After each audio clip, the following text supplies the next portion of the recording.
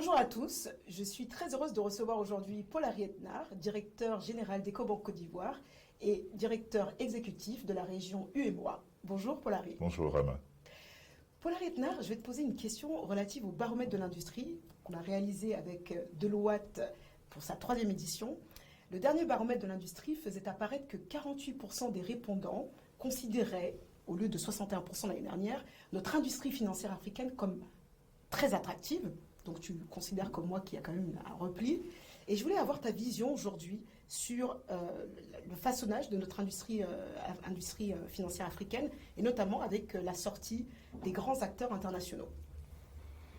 Lorsque j'ai vu ces données, j'ai trouvé ça un peu étonnant parce que ça ne correspond pas à ce que moi je vois dans la réalité. Dans la réalité, ce qu'on voit, c'est que les rendements que font les actionnaires sur les banques est toujours extrêmement intéressant, puisqu'on parle de chiffres qui sont entre 25 et 30%.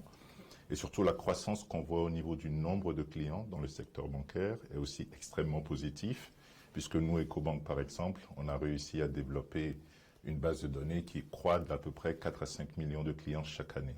Donc j'ai plutôt l'impression qu'il y a un attrait pour tout ce qui est secteur bancaire, en tout cas de la part des clients.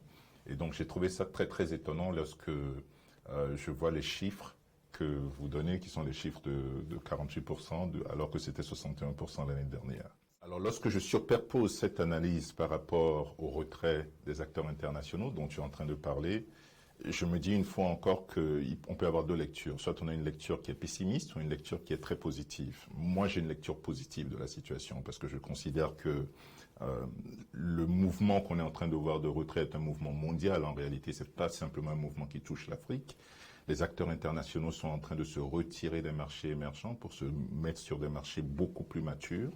Et ça ouvre en réalité une opportunité majeure pour tous les acteurs, que ce soit les acteurs existants, ou alors les acteurs émergents, les acteurs locaux et les acteurs régionaux qu'on voit aujourd'hui, qui auront des opportunités.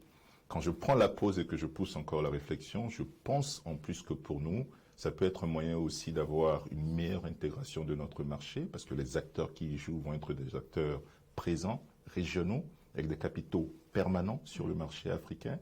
Ça peut aussi créer une nouvelle dynamique, sud-sud. Donc tous ces éléments pour moi me font penser que c'est plutôt positif ce qu'on est en train de voir.